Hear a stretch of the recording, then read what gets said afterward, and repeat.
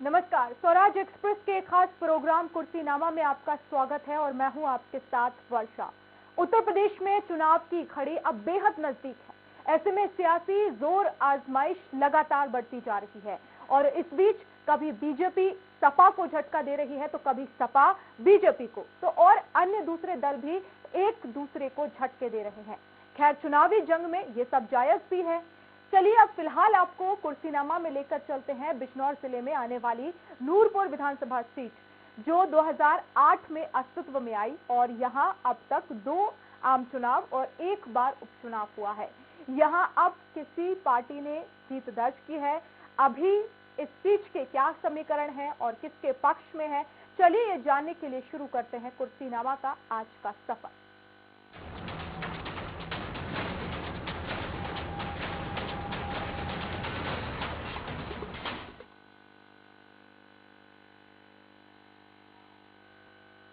तो बिजनौर जिले की नूरपुर विधानसभा सीट पर मुस्लिम मतदाताओं का बोलबाला है। इनका झुकाव जिस ओर होता है, जीत उसी की होती है। 2012 और 2017 के चुनाव में मुस्लिम वोटर्स ने बीजेपी को जीत दिलाई थी, लेकिन एक दुर्घटना में विधायक लोकेंद्र सिंह की मौत के बाद 2018 में इस सीट पर उपचुनाव हुआ, जिसमें समाजवादी पार्टी ने बीजेपी से यह सीट छीन ली। खैर, इस बार यहां मतदाताओं का झुकाव किस ओर है और किस पार्टी ने यहां कितनी मेहनत की है और 14 फरवरी को होने वाली वोटिंग के लिए किस तरह से तैयारियां हो रही हैं, क्या कुछ खास इंतजाम किए जा रहे हैं, चलिए इसे लेकर विस्तार से बात करें। उससे पहले देख लेते हैं रिपोर्ट।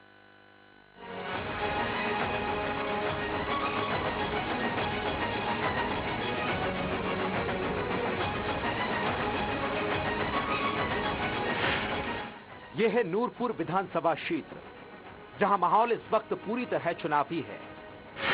इस सीट पर 14 फरवरी यानी वैलेंटाइन डे वाले दिन वोटिंग होनी है। बिजनौर जिले में आने वाली नूरपुर सीट 2018 में हुए परिसीमन के बाद 2 बार अस्तित्व में आई। यहां पहली बार 2012 में चुनाव हुआ, जिसमें बीजेपी के लोकेंद्र सिंह सपा के मोहम्मद उस्मान को 5473 मतों के अंतर से हराया, जबकि 2017 में भी बीजेपी के टिकट से लोकेंद्र सिंह ही चुनाव लड़े और इस बार उन्होंने सपा के नईम उल हसन को 12,736 वोटों के मार्जिन से हराया। इस सीट पर लोकेंद्र सिंह की सड़क दुर्घटना में मौत के बाद 2018 में उपचुनाव हुआ, जिसमें सपा की जीत का खाता खुला। उपचुनाव में सपा के नईम उल हसन ने बीजेपी की अवनी सिंह को शिकस्त दी। नूरपुर विधानसभा क्षेत्र मुस्लिम बाहुल्य माना जाता है। यहां 1,20,000 के करीब मुस्लिम मतदाता हैं, वहीं 40,000 वोटर्स दलित समुदाय से हैं। इसके अलावा 60,000 वोटर्स राजपूत हैं। कुल मतदाताओं की बात करें तो इनकी संख्या 2,75,000 के करीब है।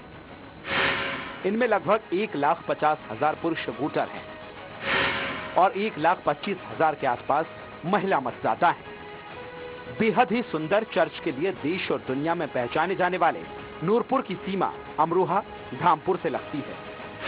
यहां आने जाने के लिए रोड कनेक्टिविटी है। शिक्षा की बात करें तो क्षेत्र में हाई स्कूल, इंटर कॉलेज और डिग्री कॉलेज से लेकर प्रोफेशनल कॉलेज तक है। बात अगर स्वास्थ्य की करें तो ये इलाका पिछड़ा है। उपचार के लिए लोगों को मुरादाबाद जाना पड़ता है। इसके अलावा रोजगार के साधन कम होने की वजह से बेरोजगारी तेजी से बढ़ रही है।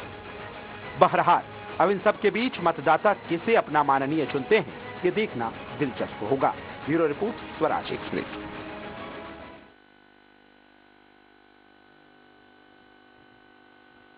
तो नूरपुर विधानसभा सीट पर 14 फरवरी को वोटिंग होगी, लेकिन अभी सभी राजनीतिक दल यहां पर लगातार सक्रिय हैं। ये जो सीट है ये 2008 में अस्तित्व में आई थी और इसके बाद यहां पर 2 बार विधानसभा चुनाव हुए हैं, जिसमें दोनों बार बीजेपी को ही जीत मिली है। लेकिन दुर्भाग्यवश यहां पर जो बीजेपी के विधायक थे लोकेंद्र सिंह, उनकी एक सड़क दुर्घटना में निधन हो गया और इसके बाद उपचुनाव हुआ 2018 में, जहां पर समाजवादी पार्टी ने जीत हासिल की है।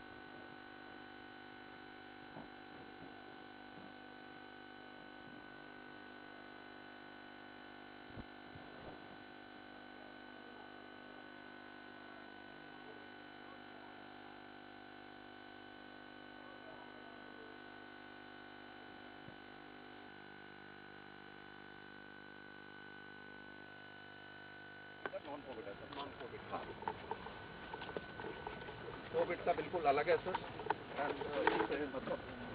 अस्पताल में सेंटर का निरीक्षण कर रहे हैं।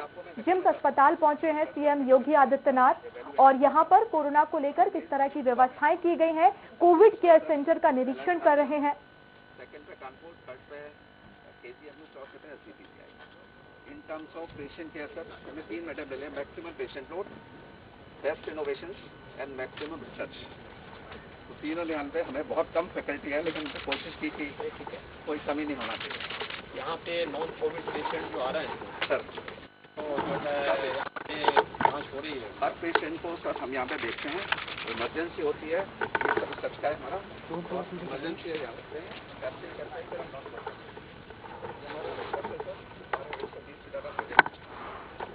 आगे चलते हैं। तो सीएम योगी आदित्यनाथ जिम्स अस्पताल पहुंचे हैं, कोविड केयर सेंटर का निरीक्षण कर रहे हैं, साथ ही साथ अधिकारियों के साथ बातचीत भी कर रहे हैं।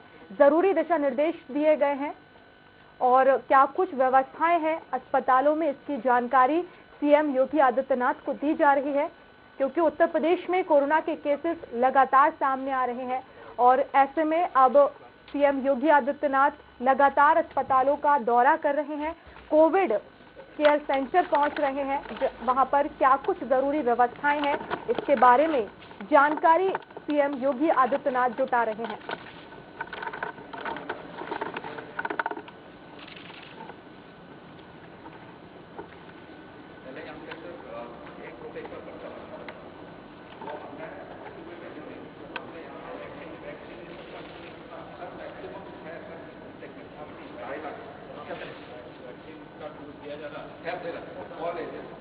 जिले में सबसे ज्यादा वैक्सीनेशन हमने दिया, आज के इसमें 2,60,000 हम दे चुके हैं।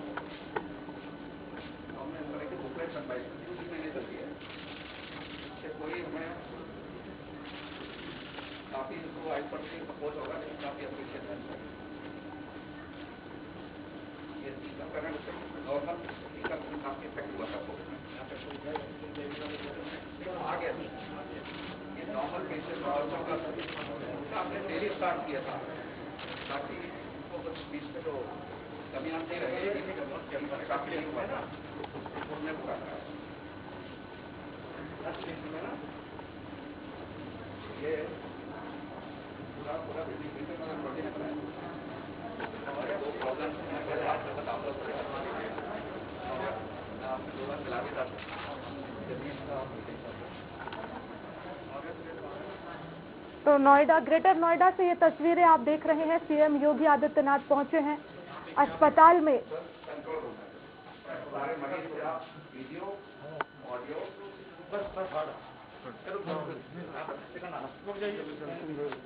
कुछ नहीं मिलेगा हमें ना, फिर हमें कुछ नहीं मिलेगा सर, फिर हमें कुछ नहीं मिलेगा सर। तो आगे यहाँ से कौन चढ़ेगा करेगा अरे मिलेगा नहीं आगे देखते हैं।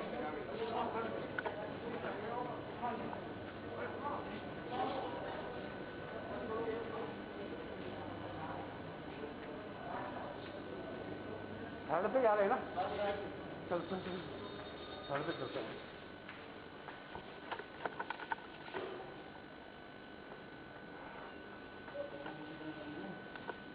रोड नहीं मिलेगा तो क्या होगा जाने का।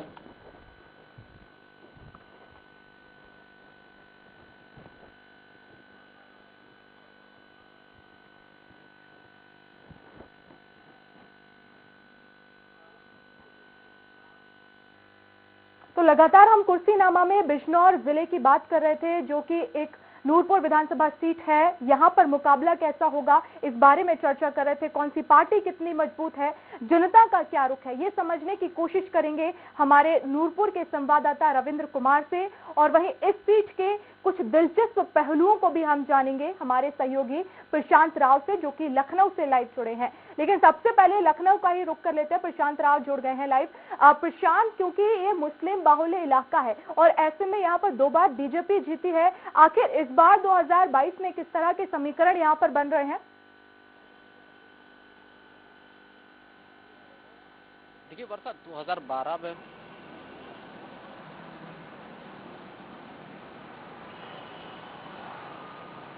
प्रशांत, आवाज पहुंच रही है आप तक? जी आवाज स्लो आ रही है आपकी। जी, सवाल सुना प्रशांत आपने मेरा?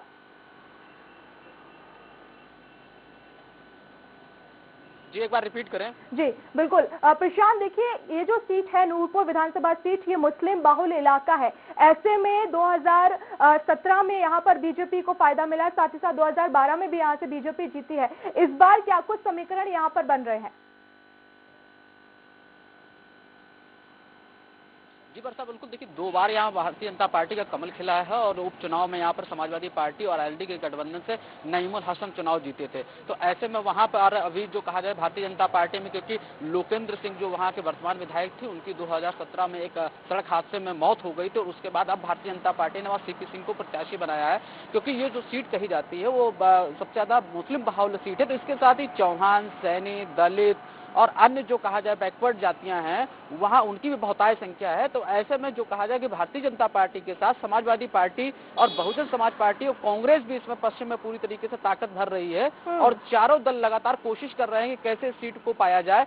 तो इसके साथ ही समाजवादी पार्टी और आरएलडी गठबंधन अपनी सीट बचाना चाहता है। तो अभी उनके जो नईमुल हसन वहां से प्रत्याशी हैं, क्योंकि समाजवादी पार्टी ने अपनी नया प्रत्याशी घोषित नहीं किया है, अगर नईमुल हसन को वहां से रखते हैं तो एक बार ये होगा कि वहां त्रिकोणीय मुकाबला साफ तौर से देखने को आएगा। क्योंकि 2017 और 2012 की बात करेंगे तो बहुजन समाज पार्टी और समाजवादी पार्टी दोनों ने ही अपने वहां से मुस्लिम चेहरे उतारे थे, लेकिन भारतीय जनता पार्टी का वहां से एकमात्र जो चेहरा रहे लोकेंद्र सिंह ने 2 बार विजय पताका फहराई थी और अब की बार भारतीय जनता पार्टी के सीपी सिंह है। देखते हैं वो कितना पार्टी को उम्मीदों पे खरा उतरते हैं, क्योंकि देखा जाएगा कि जैसे ही 2017 में जब लोकेंद्र सिंह की डेथ हुई तो 2018 का जो चुनाव हुआ, बाई इलेक्शन हुआ, तो वहां भारतीय जनता पार्टी के अविनाश सिंह को करारी हार मिली थी। तो भारतीय जनता पार्टी के चेहरे पे कितना लोग विश्वास करते हैं और बहुजन समाज पार्टी अब की बार कौन सा नया गेम प्लान करती है जिससे ये सीट समाजवादी पार्टी और भारतीय जनता पार्टी से छीनकर कैसे वो अपना वहां प्रत्याशी को विजयी पताका फहराने के लिए कामयाब कर सकती है, तो आने वाला समय ही बताएगा। बिल्कुल प्रशांत, आप बने रहिए। इस वक्त हमारे साथ नूरपुर से संवाददाता रविंद्र कुमार भी जुड़ गए हैं। रविंद्र, क्योंकि देखिए दूसरे चरण में नूरपुर विधानसभा में इलेक्शन होना है, ऐसे में जाहिर तौर पर राजनीतिक उथल पुथल भी अब यहाँ पर तेज हो गई होगी। पूरे ही समीकरण की बात की जाए इस विधानसभा सीट की, तो क्या कुछ यहाँ का समीकरण कहता है? जनता का आखिर क्या कुछ रुख है इस बार? मैं आपको बता दूं, जनता का रूप तो साफ स्पष्ट नहीं हो पा रहा, लेकिन यहाँ तक ये लगता है कि जैसा कि माहौल बना हुआ है इस समय कांटे की टक्कर बीजेपी समाजवादी पार्टी के बीच में महसूस हो रही है। लेकिन त्रिकोणीय मुकाबला, जैसे प्रशांत ने अभी बताया कि त्रिकोणीय मुकाबला भी संभव है कि समाजवादी पार्टी के अलावा बहुजन समाज पार्टी के प्रत्याशी भी अपना दमखम ठोक रहे हैं। वे भी कह रहे हैं कि हमारी भी जीत निश्चित है, लेकिन ये तो समय बताएगा कि ये जीत का किस ओर बैठता है। लेकिन अभी सभी का ये है कि इसके साथ में जो जातीय समीकरण है वो केवल वहाँ पर चौहान, ठाकुर और मुस्लिमों का दबदबा रहा। वे काफी वोट का निर्णायक पता का निर्णायक भूमिका निभाते हैं। उन्हीं के साथ साथ अन्य दल भी अपने अपना दावे ठोक रहे हैं। जैसे IM ओबीसी की पार्टी, वे भी अपना कैंडिडेट उतारने के लिए मन बना रहे हैं। एक पीछे भी वहाँ पर रैली भी की है, लेकिन अभी नहीं लगता कि उसका लगेगा। अगर उनकी रैली या सब होती है तो उसके बाद लगता है कि बीजेपी के को फायदा हो जाएगा, ऐसा कयास लगाए जा रहे हैं। लेकिन इसी के साथ अभी समाजवादी बहुजन समाज पार्टी के लिए चंद्रशेखर आजाद भी अपनी पार्टी के लिए दावेदारी ठोक रहे हैं, लेकिन उनका पहले मत था कि हमारा समाजवादी पार्टी से गठबंधन हो जाएगा, लेकिन अभी तक नहीं हो पाया, इसीलिए उनका चेहरा निराश महसूस हो रहा है। लेकिन अभी जहां तक टक्कर है, त्रिकोणीय टक्कर ही महसूस हो रही है। कांग्रेस का कोई जनाधार नहीं दिखाई दे रहा, जैसा कि जनता के अंदर होना चाहिए। सरकार की तरफ से विकास के दावे भी काफी किए जा रहे हैं कि हमने विकास किया है, लेकिन अगर धरातल पर देखा जाए, क्या वो विकास जमीनी स्तर पर नजर आ रहा है? लोगों को जो मूलभूत सुविधाएं मिलनी चाहिए, क्या वो मिल रही है लोगों को? अभी बिल्कुल आपकी बात सही। धरातल पर अगर देखा जाए तो कोई विकास की तरह से नहीं दिखाई देता। जैसे विकास होना चाहिए वो विकास नहीं है। विकास के केवल नाम मात्र कागजों में महसूस हो रहा है। हाँ, ये है कि कुछ तो हुआ है, जैसे कि वहाँ पर नूरपुर विधानसभा क्षेत्र में हाईवे बने हैं और जहाँ तहाँ हाईवे निकाले गए, किसानों का बीच में मांग भी रही है। सबसे बड़ा मुद्दा वो किसानों का रहा है, क्योंकि मैं बता दूं, नूरपुर विधानसभा क्षेत्र कृषि प्रधान विधानसभा क्षेत्र है। वहाँ पर गन्ने का बहुल्य उत्पादन होता है, तो इसीलिए वहाँ बार बार किसानों की मांग उठ रही है, पेमेंट न मिलना करने का और उनके बिजली का बिल अधिक आ जाना, ये सब उनकी मूलभूत जरूरतें हैं। और इसी के साथ साथ अगर उनका प्रॉस्पेरिटी रहना अच्छा है तो समाज के अंदर जो भी तबका है, निम्न तबका जैसा मजदूर वर्ग है, उन्हें भी बिल्कुल रविंद्र, जिस तरह से आपने अभी बिजली बिल का जो है जिक्र किया है, ऐसे में हाल ही में समाजवादी पार्टी की तरफ से घोषणा की गई है कि 300 यूनिट फ्री हम बिजली बिल देंगे। आज ही से वो अभियान की उन्होंने शुरुआत की है, तो ऐसे में क्या लगता है इस बार, क्योंकि समाजवादी पार्टी के विधायक भी अभी हैं, और ऐसे में जो वादा किया गया है फ्री बिजली वाला, इसको लेकर क्या जनता कितना समर्थन देने वाली है, कितना फायदा इस बार समाजवादी पार्टी को इसका मिल सकता है? आपको बता दूं, नजीमुल हसन सपना समाजवादी पार्टी के विधायक हैं नूरपुर विधानसभा क्षेत्र से। उनके अगर देखा जाए, उन्होंने इतना विकास नहीं कर पाए। लोकेंद्र सिंह चौहान के जो भी कल्पना की गई, वहाँ के क्षेत्रीय लोग उनके काफी मानते थे कि उन्होंने काफी प्रयास किया और कदावर नेताओं में उनकी गिनती होती थी लोकेंद्र चौहान की। उनके बाद उनकी वाइफ को प्रत्याशी बनाया गया, लेकिन वो बात नहीं बनी। और वहाँ ये बिल्कुल निश्चित बात है, वहाँ मुस्लिम बहुल्य क्षेत्र है और मुस्लिम ही जो भी इस समय चुनाव का निर्णायक भूमिका निभाते। बिल्कुल रविंद्र, आप बने रहिए। प्रशांत राव हमारे साथ लखनऊ से लगातार लाइव जुड़े हुए हैं। प्रशांत, क्योंकि 2 बार यहाँ पर चुनाव हुए हैं और ऐसे में 2017 की बात की जाए तो तीनों ही पार्टियों ने यहाँ पर अपने उम्मीदवार उतारे। मुस्लिम बाहुल्य इलाका है, लेकिन बात अगर की जाती है, समाजवादी पार्टी और बहुजन समाज पार्टी दोनों ने मुस्लिम प्रत्याशी उतारे। उसके बाद कहीं ना कहीं वो जो वोटर्स हैं, मुस्लिम वोटर्स, वो बढ़ते हुए नजर आए, जिसका फायदा यहाँ पर बीजेपी को मिला। तो 2022 में आखिर किस तरह से तीनों ही पार्टियों ने जो चेहरे हैं उसको लेकर किस तरह का मंथन किया है, क्योंकि बीजेपी की सूची जारी हो गई, उसमें सीपी सिंह को यहाँ से टिकट दिया गया है, लेकिन अब समाजवादी पार्टी और बहुजन समाज पार्टी के आखिर कौन से वो चेहरे हो सकते हैं? और इन तीनों में जिस तरह से आप जिक्र भी कर रहे हैं कि त्रिकोणीय मुकाबला है।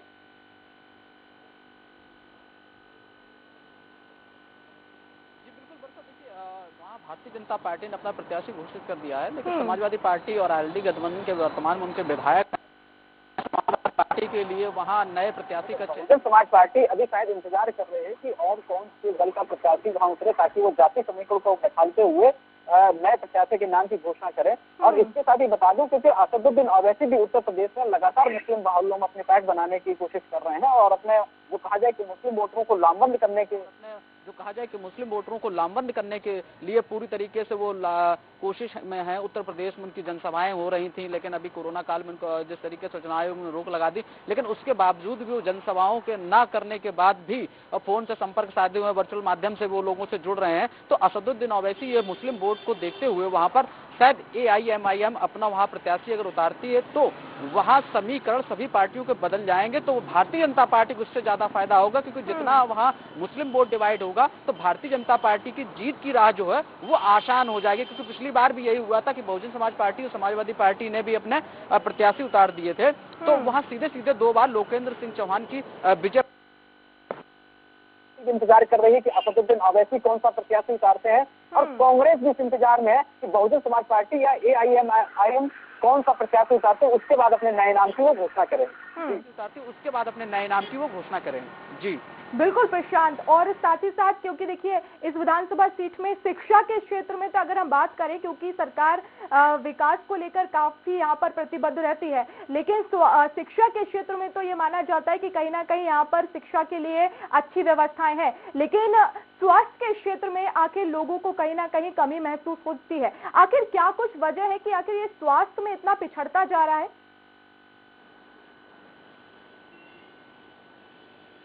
देखिए, वहाँ स्वास्थ्य की व्यवस्था बहुत ही गड़बड़ है, क्योंकि एक तरीके से वहाँ जो किसान बाहुल्य क्षेत्र है और दूसरा ग्रामीण इलाके हैं, तो ऐसे में वहाँ कोई बड़ा अस्पताल ना होना नूरपुर विधानसभा में ये बड़ा दुखदायी लोगों के लिए कारण है। लोग सीधे जिला अस्पताल पर निर्भर रहते हैं या फिर सामुदायिक केंद्र पर निर्भर रहते हैं। बड़ी दुर्घटनाओं के बाद उन्हें जिला अस्पताल से कहा जाए कि अन्य जनपदों के लिए भी उनको ट्रांसफर कर दिया जाता है मरीजों को।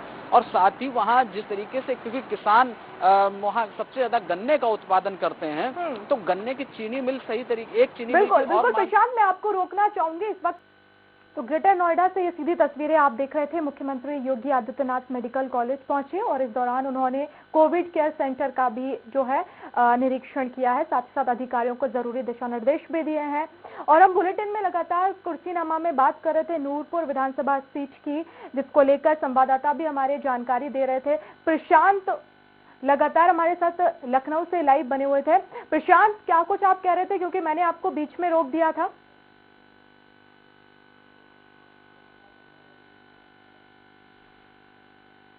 प्रशांत, सुन पा रहे हैं आप? जी जी जी प्रशांत, मैंने आपको बीच में रोक दिया था, अपनी बात पूरी कर लीजिए। जी बिल्कुल, जैसा कि आपने सवाल किया था, तो वहाँ जिस तरीके का जो समीकरण है, जाति समीकरण है, वहाँ सबसे ज्यादा जो कहा 1,20,000 वहाँ मुस्लिम है, उसके बाद करीब 62,000 वहाँ राजपूत चौहान वोटर्स है, इसके साथ ही जो कहा जाए कि करीब 42 से 43,000 वहाँ दलित वोट बैंक है। तो ऐसे में सबसे बड़ी आबादी उन्हीं की मानी जाती है। लेकिन सैनी वोट और चौहान वोट, उसका दलित वोट और जो ओबीसी के वोट हैं या अल्पसंख्यक वोट है, अगर उनको जोड़ दिया जाए तो इसी नाते से हमेशा वहाँ भारतीय जनता पार्टी 2 बार जीती रही है। लेकिन इस बार जो कहा जाए कि बहुजन समाज पार्टी ने मानवीर सिंह को अपना टिकट दिया है नूरपुर विधानसभा से। तो मानवीर सिंह जाट बिरादरी से आते तो चौहान बिरादरी कितना उनको सपोर्ट करती आने वाले समय में तो उनको पता लगेगा। लेकिन जिस तरीके का कांग्रेस अभी वहाँ इंतजार कर रही है और जल्द ही वहाँ अपना प्रत्याशी के नाम की घोषणा कर देगी, तो उसके साथ ही समीकरण बिगड़ने वाले वहाँ जरूर देखने को नजर आएंगे। तो वहीं AIMIM भी इंतजार कर रही है कि कांग्रेस कौन सा प्रत्याशी उतारती है। उसके बाद वहां से जो नाम की घोषणा होगी, हालांकि लगातार जो असदुद्दीन ओवैसी ने उत्तर प्रदेश में अपने प्रत्याशी की घोषणा की है, तो वहाँ मुस्लिम चेहरों को सबसे ज्यादा उन्होंने शामिल रखा है और वो लामबंद करने की कोशिश कर रहे हैं। तो उससे जो है समाजवादी पार्टी का गणित जरूर बिगड़ता हुआ आएगा, क्योंकि बहुजन समाज पार्टी ने 2 बार वहाँ अपना मुस्लिम प्रत्याशी उतार कर समीकरण देख लिया। तो इस बार उन्होंने सीधे अपना जाट बिरादरी पर कार्ड खेला है। जी बिल्कुल प्रशांत, और जिस तरह से क्योंकि असदुद्दीन ओवैसी भी अब सक्रिय हो गए हैं, ऐसे में अगर नूरपुर विधानसभा सीट पर अगर वो प्रत्याशी उतारते हैं तो ऐसे में जाहिर तौर पर ये जो मुस्लिम वोटर्स हैं, क्योंकि बड़ी संख्या में मुस्लिम वोटर्स वहां पर है, 1 लाख से ज्यादा, और ऐसे में अगर मुस्लिम जो ओबीसी अगर प्रत्याशी उतारती है तो ऐसे में कहीं ना कहीं वो जो मुस्लिम वोटर्स है वो बट जाएंगे। और ऐसे में अगर इस सिचुएशन की अगर बात की जाए तो आखिर कैसे वो जो नतीजा है वो मिलेगा, किस हिसाब से वोटर्स इसमें तब्दील होंगे, कौन बीजेपी को वोट देगा, कौन समाजवादी पार्टी, कौन बहुजन समाज पार्टी? जी बिल्कुल, देखिए बीजेपी जिस तरीके से वहाँ लहर रही, क्योंकि लोकेंद्र सिंह वहाँ के जाने माने नेता रहे हैं और उनकी भी अच्छी रही है, एक प्रतिष्ठित नेता उनकी गिनती होती, तो 2 बार उन्होंने विजय पताका फहराई है। अब भारतीय जनता पार्टी पूरी तरीके से कोशिश कर रही है। तो अभी मैं मुख्यमंत्री योगी आदित्यनाथ का गौतम बुद्ध नगर से संबोधन सुन रहा था, जिसमें वो लगातार क्योंकि जिक्र कर रहे थे कि जो पूर्व सरकार के मुख्यमंत्री थे वो यहाँ आने में हमेशा संकोच करते थे, उनके पास कोई एजेंडा नहीं। तो इसी तरह भारतीय जनता पार्टी हमेशा मुद्दे बनाकर वहाँ से चुनाव लड़ती रही है और वही फायदा वहाँ में उनको मिलता आया है कि 2 बार उन्होंने विजय पताका अपनी फहराई है। तो अब की बात, क्योंकि जिस तरीके से पश्चिम की अगर बात करेंगे तो पश्चिम में जो मुस्लिम बाहुल इलाकों में पलायन का एक मुद्दा था। अभी आपने देखा 2 महीने पहले मुख्यमंत्री खुद गए थे कैराना, जहाँ पलायन की जो लोग ग्रसित थे उनको दोबारा वहाँ वापस किया गया। तो ये सब मुद्दे ऐसे रहे हैं कि जो वहाँ आज भी सर्च करते हैं और जहाँ मुस्लिम इलाके हैं वहाँ अधिकतर समुदाय विशेष की घटनाएं सामने आती रहती थी, तो उसको रोकने का भारतीय जनता पार्टी ने काम किया है। तो वो फायदा भारतीय जनता पार्टी को जरूर कहीं मिलने वाला होगा और जैसा कि मिलता आया है, तो ऐसे में बहुजन समाज पार्टी अपनी सर्वजन हिताय सर्वजन सुखाय की जो नीति है उसके तहत वहाँ मानवीर सिंह को टिकट दिया है। अब देखें कि पश्चिम जाट बाहुल भी है और राजपूत ठाकुर वोट है, तो ऐसे में कितना बहुजन समाज पार्टी को लाभ देता है ये तो परिणाम 2022 के बताएंगे। लेकिन सबसे ज्यादा अब जो कहा जाए कि वो चिंता का विषय समाजवादी पार्टी को है कि वो अपने जो नईमुल हक है उनको वहाँ टिकट दिया है कि नईमुल हक कितना अब की बार वहाँ विजय पताका फहराने में कायम होते हैं या RLD के साथ गठबंधन, क्योंकि पिछली बार RLD के साथ उनका गठबंधन रहा है। नईमुल हक भी हसन माजी 2 बार चुनाव लड़ चुके हैं। तो AIMIM के प्रत्याशी का भी इंतजार है, अगर वो कहीं आता है तो बड़ा नाम AIMIM रखने वाली है, जिससे कई नामों की वहाँ चर्चा भी चल रही है। तो अभी वह घोषणा नहीं हुई, अगर ऐसा होता है तो मुस्लिम, क्योंकि समाजवादी पार्टी पे जिस तरह असदुद्दीन ओवैसी लगातार उनके ऊपर हमला बोलते हैं और उनको जालिम शब्द का भी प्रयोग किया है। उनका एक सोशल मीडिया पोस्टर भी वायरल हो रहा है जिसमें वो जालिम शब्द प्रयोग किया। जालिम जहाँ तक इनडायरेक्ट कहा गया तो अखिलेश यादव या मुलायम सिंह यादव भी उन्होंने यूज किया है और वो कह रहे कि जो कौम इकट्ठा नहीं हो सकती मैं लौटूंगी आपके पास। रविंद्र भी हमारे साथ जुड़े हुए हैं। रविंद्र, क्योंकि देखिए बीजेपी की तरफ से सीपी सिंह को यहाँ से प्रत्याशी बनाया गया है, लेकिन बहुजन समाज पार्टी और समाजवादी पार्टी की अगर बात की जाए तो ऐसे कौन से वो बड़े चेहरे हैं जिसको लेकर यहाँ पर प्रत्याशी उतारा जाएगा? साथ ही साथ क्या अभी तक मंथन चला है पार्टियों में? मैं आपको बता दूं कि ओपी सिंह लोकेंद्र चौहान के भाई हैं, उसी की वजह से उनको लोकेंद्र चौहान कदावर नेता होने की वजह से उनके भाई को ही टिकट दिया गया बीजेपी से। रही समाजवादी पार्टी की अभी लिस्ट जारी नहीं हुई, लेकिन पूर्व विधायक जो हमारे वर्तमान विधायक है नजमुल हसन, उन्हें ही कयास लगाए जा रहे हैं। लेकिन रही उसकी समाज पार्टी की उनके भाई है, लेकिन अगर 2018 के उपचुनाव की बात की जाए तो उनकी पत्नी को बीजेपी की तरफ से टिकट मिला था, लेकिन फिर वो हार गई थी। तो ऐसे में वापस से परिवार पर भरोसा करना आखिर कितना बीजेपी को फायदेमंद साबित होगा? बीजेपी ये अपना मंत्र बताती है कि हम किसी भी परिवारवाद के बिल्कुल खिलाफ हैं और ऐसा नहीं कि लगातार जैसे विरोध करती थी कांग्रेस के, जैसे कांग्रेस राजीव गांधी उन सब के विरोध में भी कई बीजेपी के अलग अलग नेताओं ने सुर बोले हैं कि परिवारवाद से हमारा कोई लेना देना, हम उसे टिकट नहीं देते। लेकिन फिर भी यह लगता है कि लोकेंद्र चौहान के भाई को और उनकी वाइफ पत्नी को टिकट देना ये साबित करता है। लेकिन जहां तक की बात है, अगर ओबीसी अपने कैंडिडेट उतारती है पार्टी उनकी, तो निश्चित बात है कि बीजेपी को प्रॉफिट हो सकता है। लेकिन अगर नहीं उतारे गए तो समाजवादी पार्टी के साथ भारतीय किसान यूनियन, किसान संघ के जितने भी नेता हैं, लगभग उनका रुख उधर ही दिखाई दे रहा है। क्योंकि अभी इससे पहले ओबीसी ने यहाँ पर नगीना एक रैली की थी, उसमें उनके एक सांसद आए थे हैदराबाद से, उन्होंने काफी जहर उगला और उसी का ये परिणाम हुआ कि जातिवाद का जब जहर उगला तो उनके खिलाफ यहाँ नगीना थाने में FIR भी दर्ज की गई। और उसी का तो लगता ही है कि उन्होंने जितना कर गए किया है रैली में, वो कहीं ना कहीं कैश करने के लिए बिल्कुल निश्चित नूरपुर विधानसभा क्षेत्र में किसी भी प्रत्याशी घोषित कर सकते हैं। बिल्कुल रविंद्र, और जिस तरह से क्योंकि जातियों को लेकर प्रत्याशी यहाँ पर उतारे जाते हैं, जातिगत मंथन किया जाता है, ये नहीं बताया जाता है कि इस प्रत्याशी की क्या खूबियां हैं, जाति के आधार पर उतारे जाते हैं। ऐसे में अब देखिए, क्योंकि जनता भी काफी समझदार है, विकास जो पार्टी करेगी उसको समर्थन दिया जाएगा, क्योंकि बीजेपी की तरफ से भी लगातार दावे किए जाते हैं। ऐसे में क्योंकि आपने भी बताया कि विकास यहाँ पर ज्यादा कुछ खासा दिखाई नहीं दिया है, लेकिन क्या एक बार फिर से बीजेपी को यहाँ पर मौका मिलेगा या फिर समाजवादी पार्टी अपनी जीत दोहरा सकती है? देखिए, ये तो नहीं कहा जा सकता, लेकिन जहां तक है कि समाजवादी पार्टी और बीजेपी के बीच ही कांटे की टक्कर रविंद्र लगाई जा रही है। आप जुड़े रहिए। इस वक्त हमारे साथ बीजेपी नेता सुभाष वाल्मीकि जी फोन लाइन पर जुड़ गए हैं। सुभाष जी, बहुत स्वागत है आपका स्वराज एक्सप्रेस में। जी धन्यवाद, नमस्कार। सुभाष जी, क्योंकि अभी देखिए 14 फरवरी को यहाँ पर चुनाव होने वाला है, ऐसे में जाहिर तौर पर सभी की धड़कनें बढ़ी होंगी। किस तरह की तैयारी आपकी की गई है 14 फरवरी को लेकर? क्या किस तरह का आपका पूरा जनता से समर्थन लेने के लिए तैयारियां हैं? भारतीय जनता पार्टी अपना चुनाव की योजना पहले बना चुकी है चुनाव की, और भारतीय जनता पार्टी चुनाव आने पर योजना नहीं बनाती है। भारतीय जनता पार्टी की चुनाव संगठन का काम अलग होता है और सरकार का काम अलग होता है। कार्यकर्ता अपना काम लगातार कर रहे हैं जब से सरकार बनी है, और आप लोगों ने देखा होगा भारतीय जनता पार्टी के कार्यकर्ता जब सारी पार्टियों के लोग अपने घरों में बैठे हुए थे, उस समय कोविड के समय भी भारतीय जनता पार्टी का कार्यकर्ता लोगों के बीच में जाकर भोजन बांटने का काम कर रहा था, लोगों को कोविड के समय में सैनिटाइजर बांटने का काम कर रहा था, मास्क बांटने का काम कर रहा था। और भारतीय जनता पार्टी एक समाज से जुड़ी हुई पार्टी है।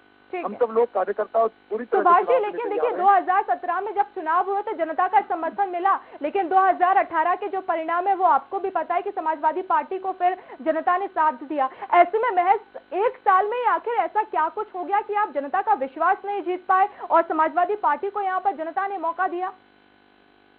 नहीं, वो जनता का तो वो अलग विषय था, वो चुनाव अलग था, वो आप भी जानते हैं। उस समय चुनाव का जो विषय था वो अलग था, अब चुनाव का विषय अलग है। ये वो एक अलग चुनाव था, ये जनरल चुनाव है। जनरल चुनाव में अलग व्यवस्था होती है और उपचुनाव में अलग स्थिति होती है।